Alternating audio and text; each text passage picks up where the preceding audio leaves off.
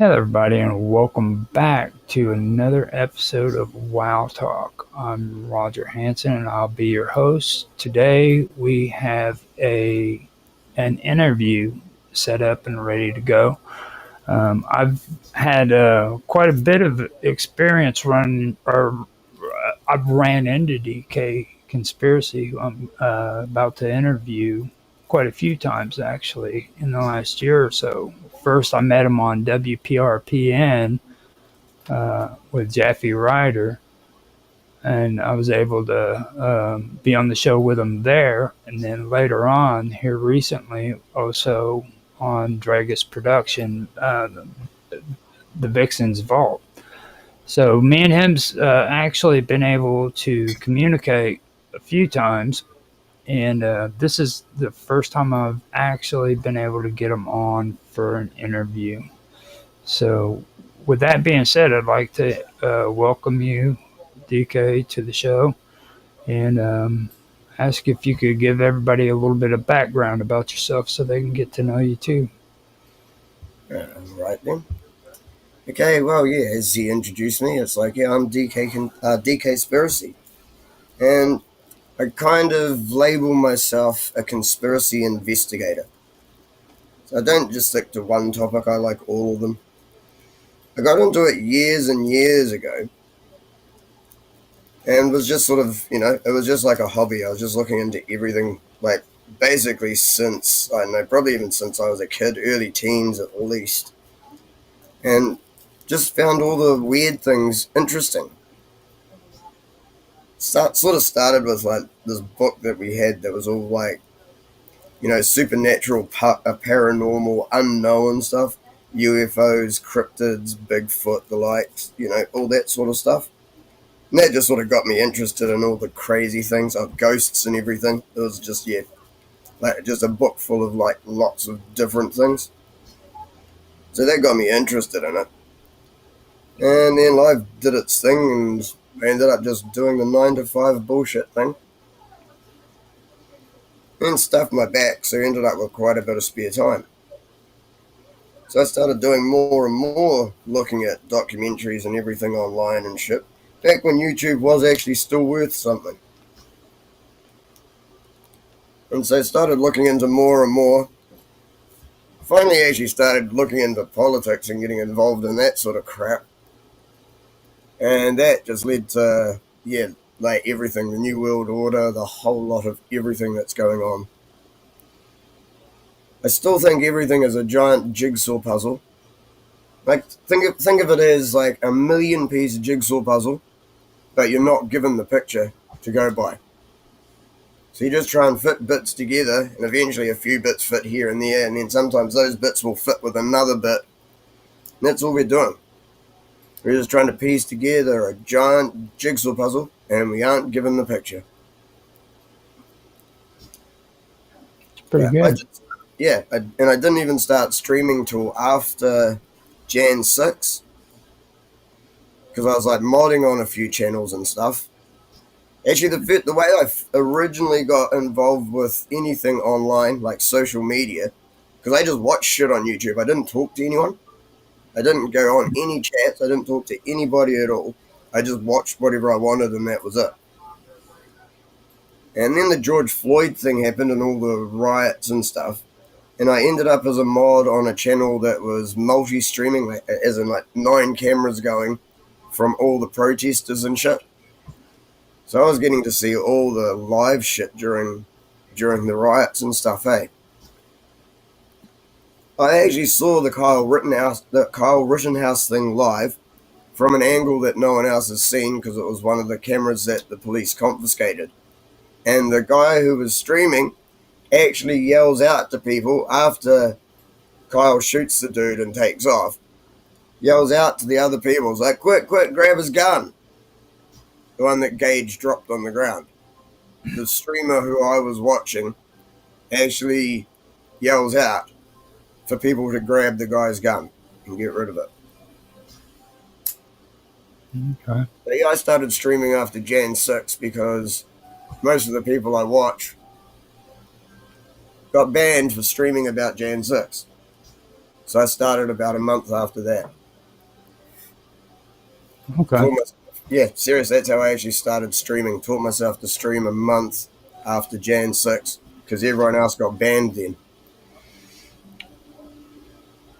Now, out of in the beginning, when you were talking about this book that you was curious about when you first got curious and all Yeah, this stuff, okay? it was called Unknown or Into the Unknown or something like that.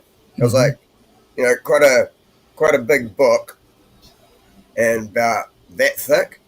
Mm-hmm. Lots of pictures and lots of text and stuff. Yeah, and yeah, I probably read the whole thing like 100 times. What story really inspired you the most out of it, though? That's the important thing. Definitely the UFOs. The UFOs got me, fully. Is there any specific UFO story in there that really caught your attention? Not really. It was just the whole fact of it.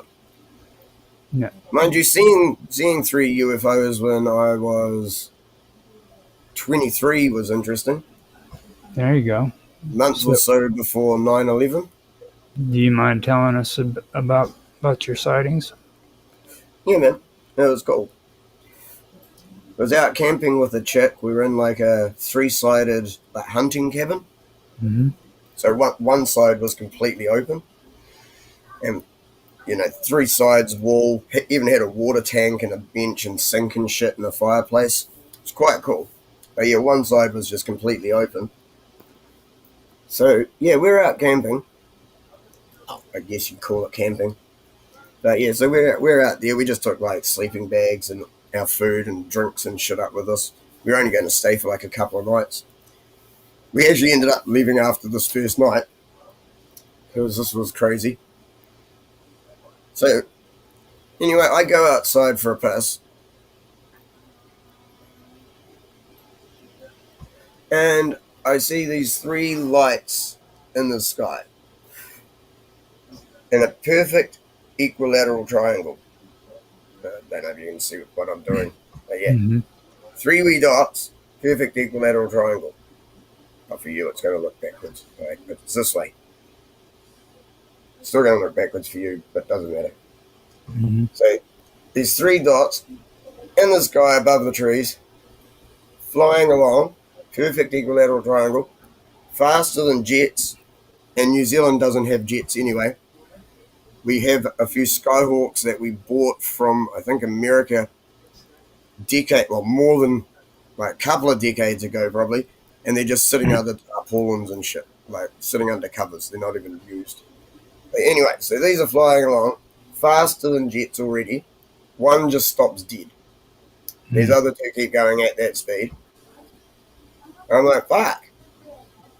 And then next minute, this one shoots exactly back into formation and carries on at the same speed they were all going. Chick walks out and goes, "What's taking you so long?" I honestly thought I was standing there like the time it takes to have a piss and like the 5 seconds that I'm watching this. Mm-hmm. She comes out and goes, "What's taking so long?" Sees it, goes, "Oh no, not again," and runs back inside the cabin. I'm like, "What?" Turn back and they were gone.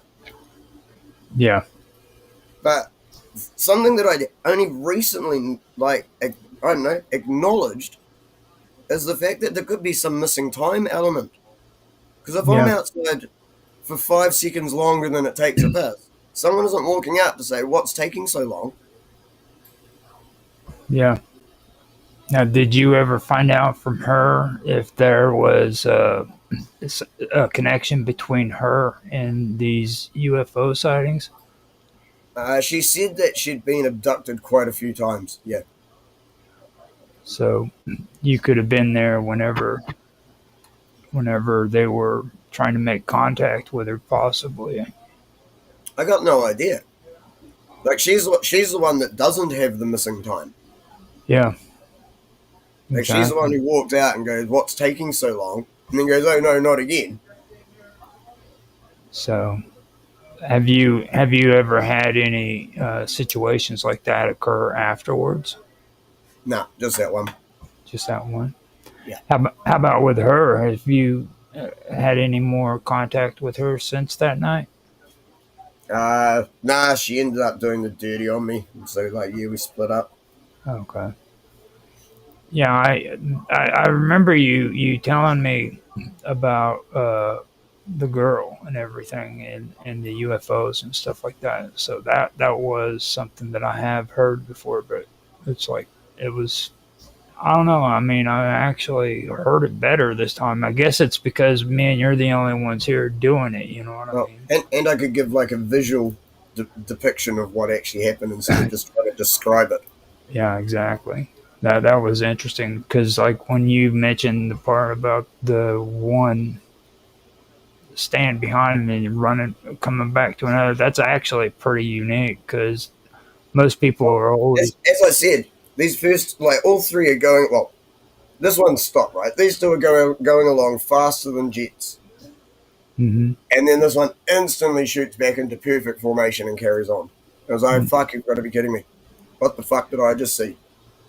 Well, that right there confirms though that it was more than one UFO too, because if it was, because you know how they always have the everybody's always describing like the Groups of flashing lights on one object or yeah. lights in a pattern on one object. Yeah, no, I get that. You know, this was Mhm. definitely separate things. Yeah. For one to stop and then shoot back into place. So, wow. Okay. So now that we've discussed that, when it comes to your research and everything, when you think about all the stuff that you discuss, what do you think is the most fascinating research you've done so far? Well, to be honest, I think I kind of look at it this way. It's like I've got quite a wide general knowledge of Mm-hmm. all of it, but there's experts on each topic. Mm-hmm. I'm about trying to see how all of these different things are actually one giant thing in the first place. Okay. So Like it's what have you come up with? the only thing I'm having trouble with is finding exactly who it is at the top. But every single conspiracy that everyone talks about, anything, almost every single one of them is actually attached at in some way.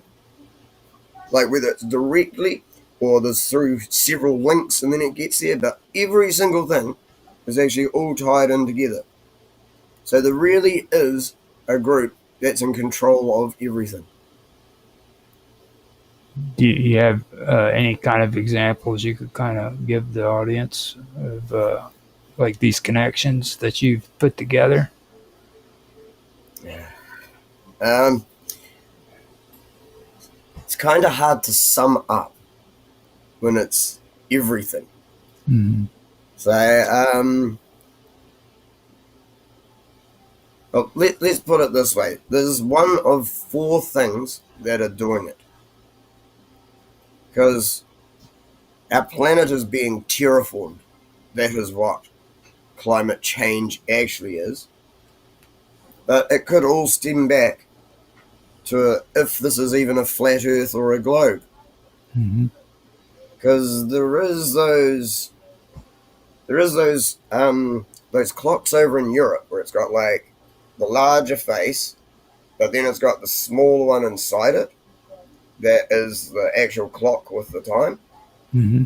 Well, see, this smaller one actually rotates around the larger one over 26,000 years.